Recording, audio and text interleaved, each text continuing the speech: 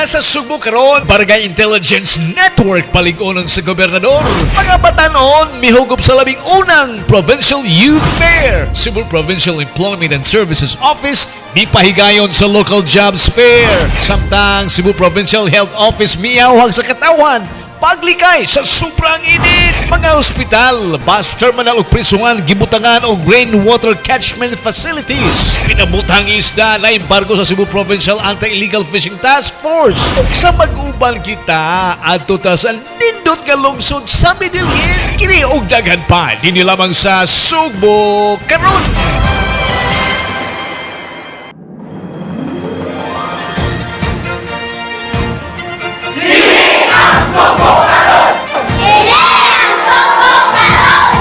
Kini ang Subo karon.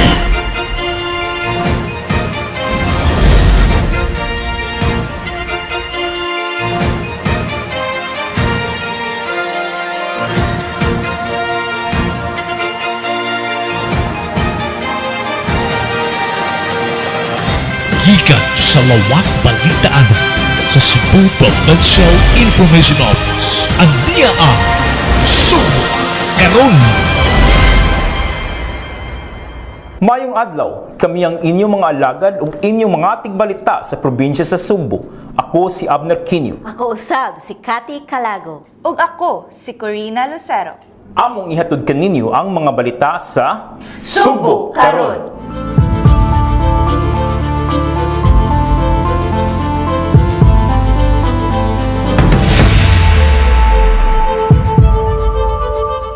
Suportado ni Gobernador Junjun Davide ang pagpaligon sa Barangay Intelligence Network nga adunay dakong papel pagkabisto sa presensya sa mga sakop sa teroristang Abu Sayyaf didto sa Bohol.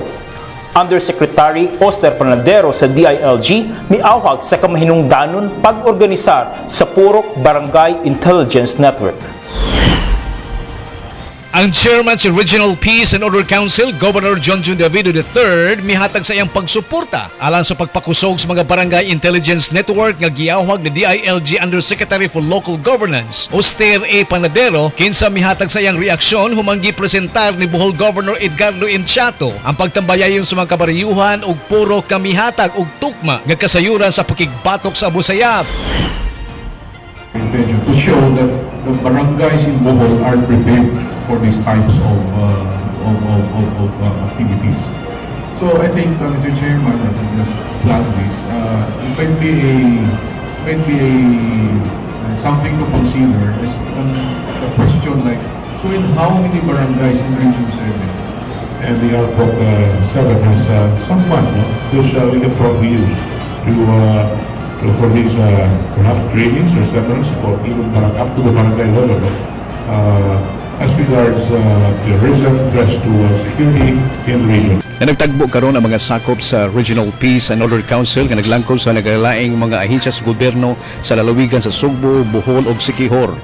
Tumong na ni aron pagkaisugutan ang seguridad sa tulo ka mga lalawigan nga gipanguluhan ni Governor Junjun Davide kinsa chairman sa Regional Peace and Order Council. Sukad sa tuig 2010, ang lalawigan sa Subo usa ka insurgency free og nagpabiling kining safety og stable sa kalinaw. Apan ang mga bandidong Abu Sayyaf adunay gihapoy katakos sa paghimo og mga hulga. Atol sa panagtigon sa mga sakop sa Regional Peace and Order Council, gipaambit ni Bohol Governor Edgardo M. Chato ang iyang kasinatian kung unsa nakatabang ang purok system sa mga kabarangayan og nakahatag og tukma nga giya sa pagsumpo sa mga bandido. Samtang mihatag sa iyang mga ganong pagsuporta sa awhag sa DILG sa pag-organisa sa purok system aron magpaligon ang Barangay Intelligence Network.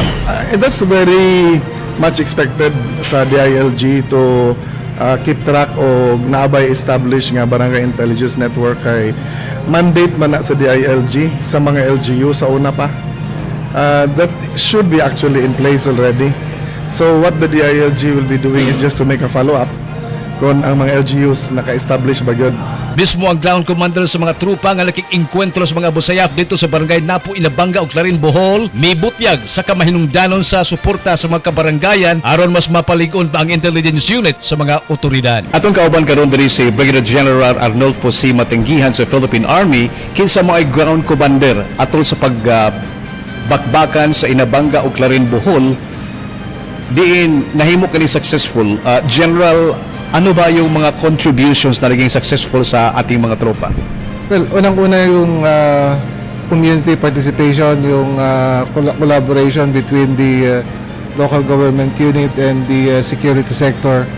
Yun ang naging malaking contribution doon sa success natin doon sa operation na ginawa natin against the ASG group that entered Bohol. Napakalaking tulong ng mga information na binibigay ng mga katauhan doon nagikan sa mga purok. So yung recommendation ni Undersecretary DILG Auster Panadero, do you favor with that? Yeah, I fully agree with that. Napakalaki ng tulong nun. Kailangan talaga yung hindi kaya ito ng single agency lang, ng armed forces lang or ng PNP lang. Kailangan ito ng community participation to be vigilant and to protect our own communities from this terrorist group. Alang sa kahapsay ug kalinaw sa atong lalawigan sa Sugbo, gikinahanglan ang panaghiusa. Kini si Iraldito Panya ug kauban ako si Brigadier General Arnolfo C. Batanggihan sa Philippine Army. Kini ang Sugbo karon.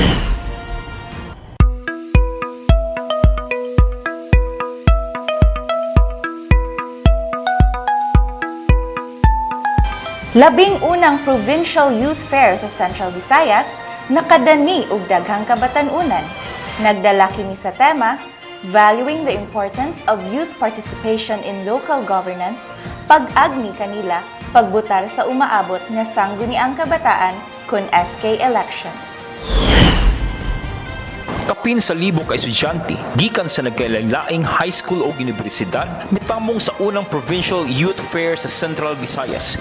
Ubos sa pagpasiugda sa Cebu Provincial Youth Commission kun PYC, uban sa kapin sa 20 ka ahensya sa gobyerno o mga non-government organizations dito sa Robinson's Galleria niadtong Miyerkules, Abril 26. The Provincial Youth Fair 2017.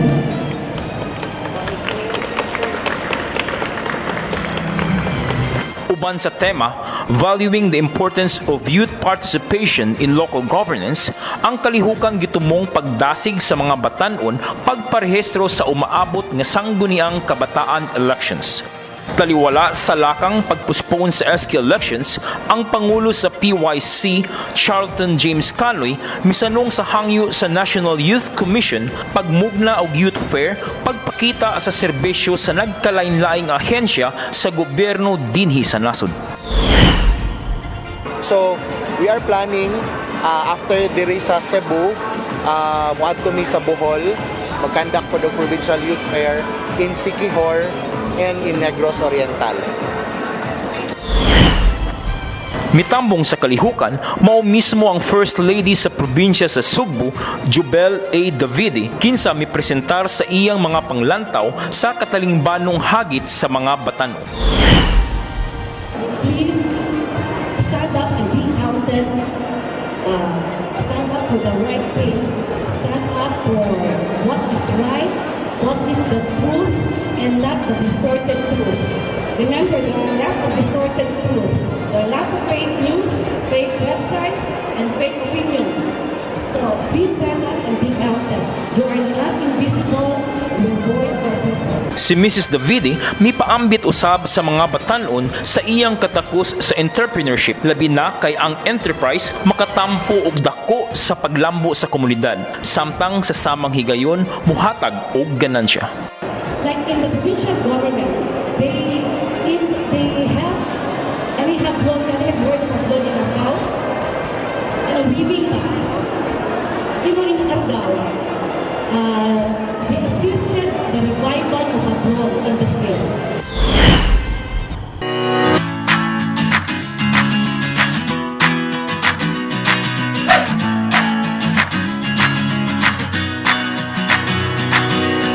Local job fair gipahigayon sa Cebu Public Employment and Services Office kon PESO atol sa Labor Day.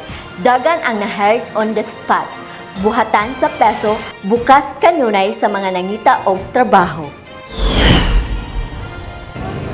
Malapuson nga napahigayon ang Labor Day Jobs Fair niadtong Lunes, Mayo 1 nga gipasayugdahan sa Public Employment and Services Office Conpeso sa Social Hall dito sa Kapitolyo. Gatusan nga mga job seekers ang nagpunsisok sa job fair sa pamasin nga makabaton kini og trabaho. Miabang sa local jobs fair ang mga buhatan sa SSS, NBI ug ang Provincial Prosecutor's Office nga mihatag sa ilang libre nga mga serbisyo. Matud ni Julius Chua, Labor and Employment Officer 3 sa Peso, may mga nadawat dayon silang mga nang-apply og trabaho. Usa na niini si Angeli Torsende nga hired on the spot. Ako lang yung weapon na makatrabaho ko is be yourself, be confident, and eager to work. So ang atong mga process lagi tayo hard on the spot yun mismo. Then nasa tayo gipang-invite ng atong mga national agency in kaso mulukat sila mga requirements na ang taga NBI, PSA, SSS, PhilHealth.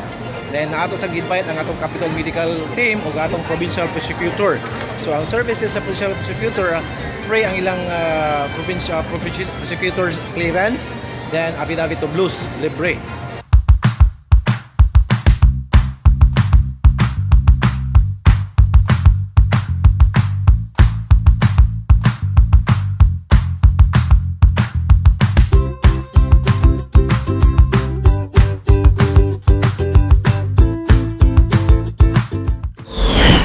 Gipahibao ni Chua, agatong wala makapil sa jobs fair niadtong Labor Day. Dili ang ayang mabalaka kay kanunay nga bukas ang ilang buhatan sa Peso, Lunes hangtod sa Biyernes alang niadtong mga nangita og trabaho.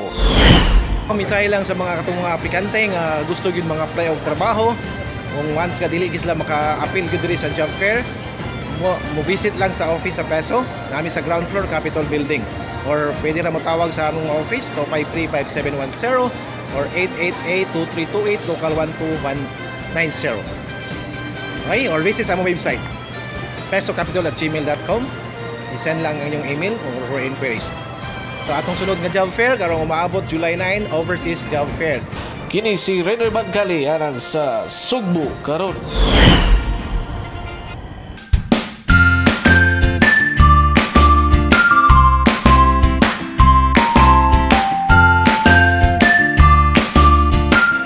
Pangulo sa Cebu Provincial Health Office miawhag sa katawhan nga likayan ang init sa adlaw kini aron malikay sa mga sakit sa panit ug heat stroke.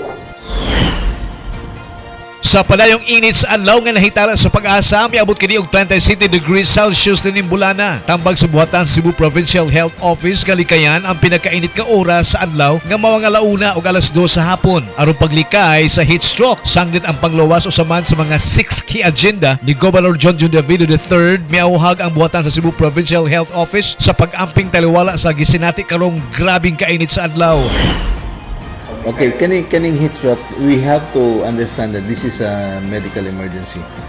It is life-threatening. Padayon nga gimonitor matag adlaw sa buhatan sa panglawas sa probinsya sa Sugbo ang kaso sa heat stroke. So far wala pa nahitala nga gidiagnose sa heat stroke taliwala nining naglagiting nga kainit sa adlaw. Apan nahitala ang mga kaso sa heart attack di adunay similar sa heat stroke. Every day we have this monitoring sa atong hospital 16 and they send us records. So far wala pa may nakitaan na case diagnosed as heat stroke.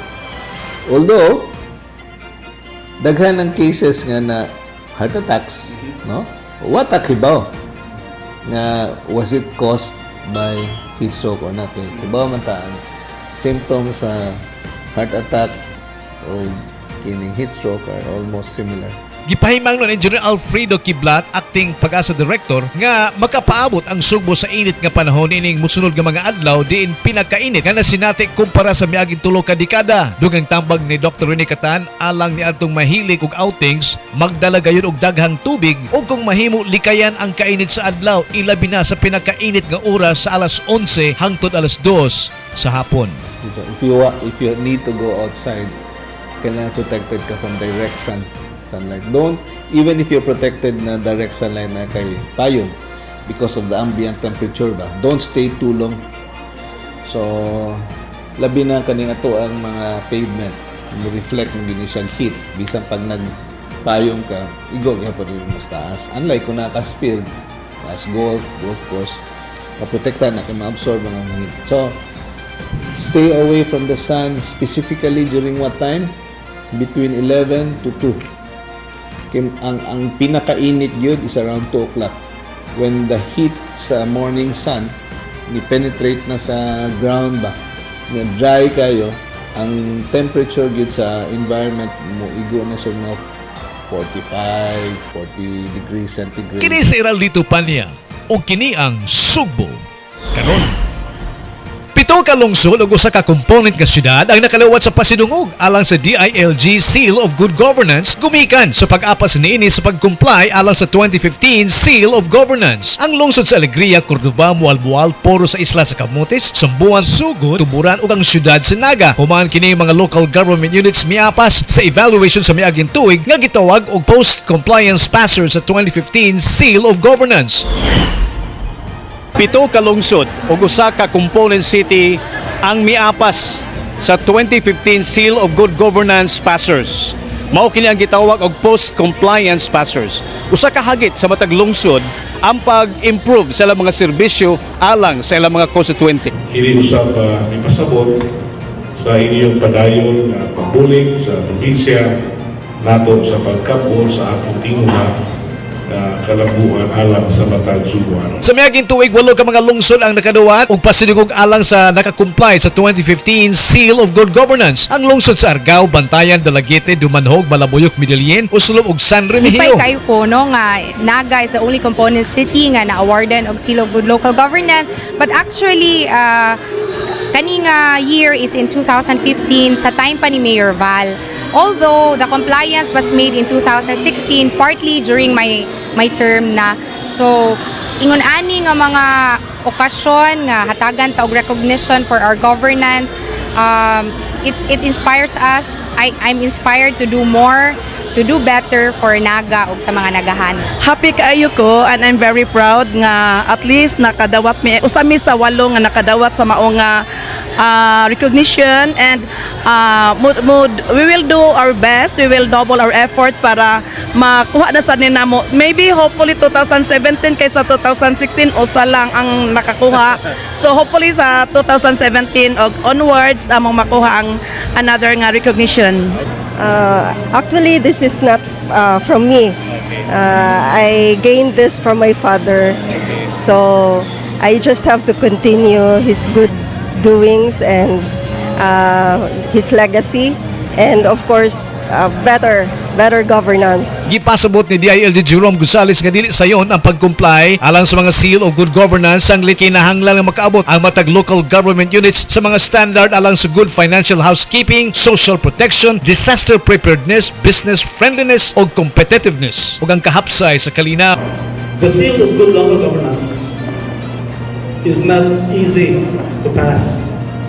Sayon pa ito na Seal of Good Housekeeping. But then every year, we are leveling it up. Mag-anamo kalisod ng atong compliance. Kini si Heraldito Panya ug kini ang Sugbo karon. ASEAN, a tropical vista of natural wonders. A habitat for countless flora and fauna.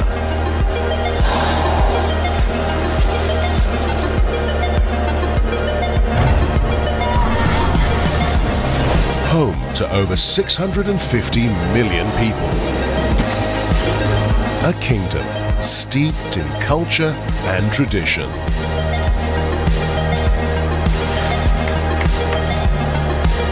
Offering exquisite culinary flavors.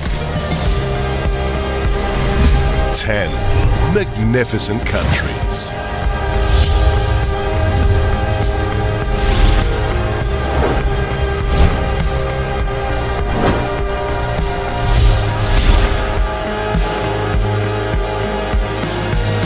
A playground of adventure and unparalleled beauty. Where will your adventure begin?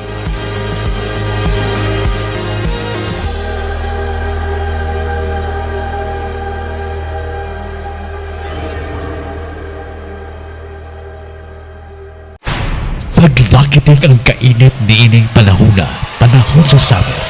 Ang binganta ang panglawas. Okay, kaning heat stroke, we have to understand that this is a medical emergency. It is life-threatening. Likayan ang mga delikadong epekto sa kainit ni ining panahon. Stay away from the sun, specifically during what time? Between 11 to 2. Ang pinakainit yun is around 2 o'clock. When the heat sa morning sun ni-penetrate na sa ground. Mga pahinumdum gikan sa inyong Cebu Provincial Information Office o Cebu Provincial Health Office.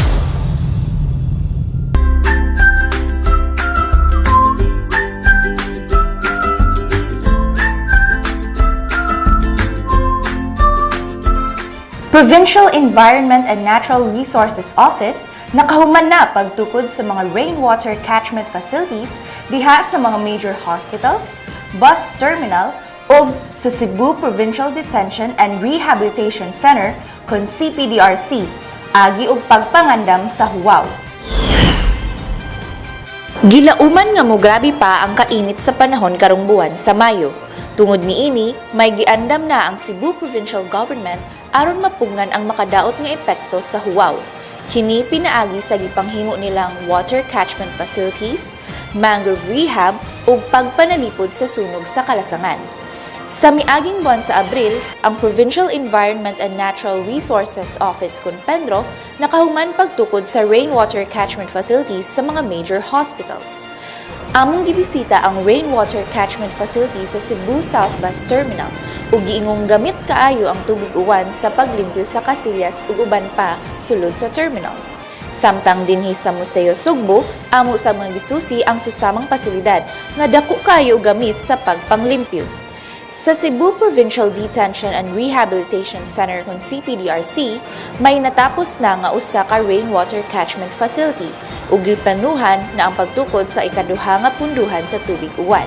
Subay niini, gidasig sa Penro ang tanang local government units pagtukod usab og kaugalingong water catchment facility.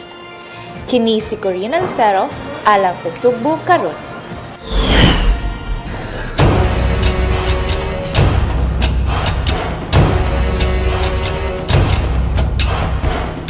Nasakmit sa Cebu Provincial Anti-Illegal Fishing Task Force kini bisan sa kakuwang sa ilang mga enforcers pagdakop sa illegal nga panagat. Nagkinahanglan og dugang enforcers ang buhatan sa Cebu Provincial Anti-Illegal Fishing Task Force aron mas mapalapad pa ang kampanya batok sa illegal nga pagpanagat. Mangagi sa laing ruta, so di na ito madakpan kay ang handicap na ko karon ng ako mga tao.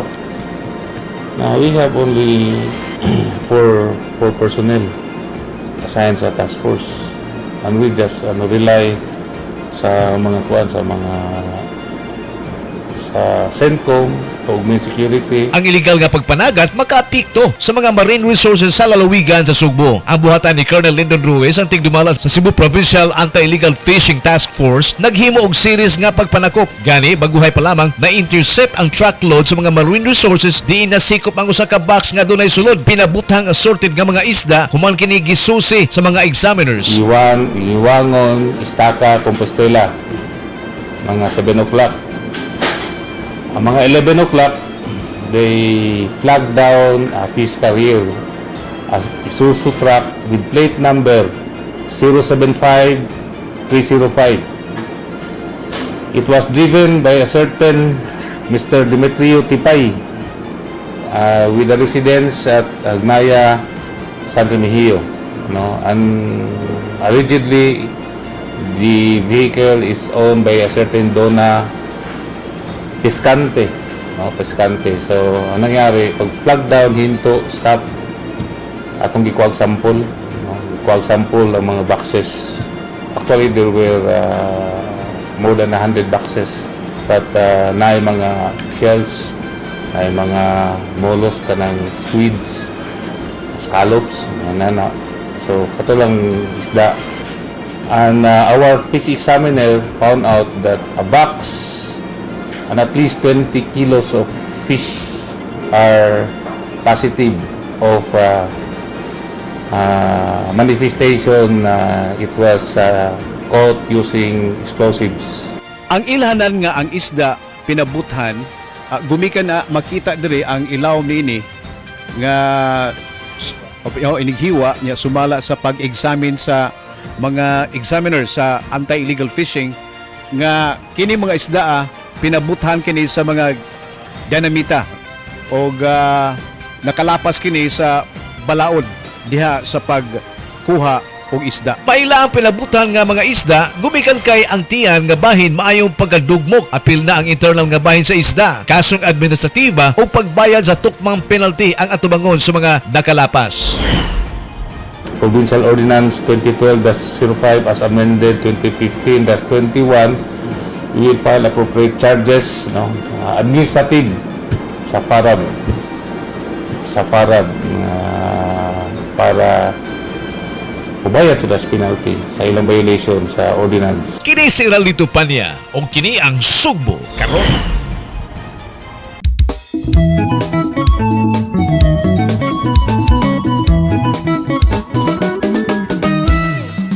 Sa mag-uban kita, tampo nato ang matamis ug maanindot nga lungsod sa Medellin.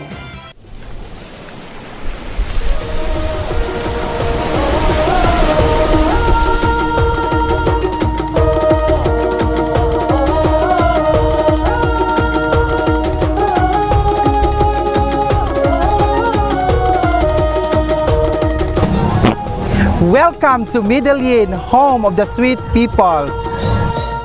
Ang lungsod sa Medellin, halapat ang katubuhan sa Medellin, mauswag ang lungsod sa Sugbo, malambuong Medellin atong garbo.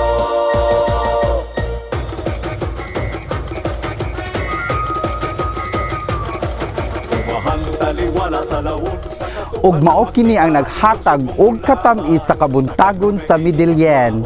Dali na mag-uban kita sa sugarcane capital of Cebu. kanimo mapasalamaton kay bisan sa among kamasalaypon. Tulo ka oras nga biyahe gikan sa dakbayan sa Sugbo padung sa amihanang bahin, makita na nimo ang matamis nga lungsod sa Medellin nga gibantog nga sugar bowl sa Sugbo tungod sa ang lapad nga yutang puno sa mga tanom nga tubo ug makitaan ang naginusarang nag-andar nga sugar mill sa lalawigan.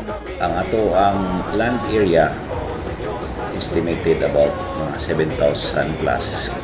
5,000 hectares diyan ni agriculture land, and I think 80% consist of mga katubhan.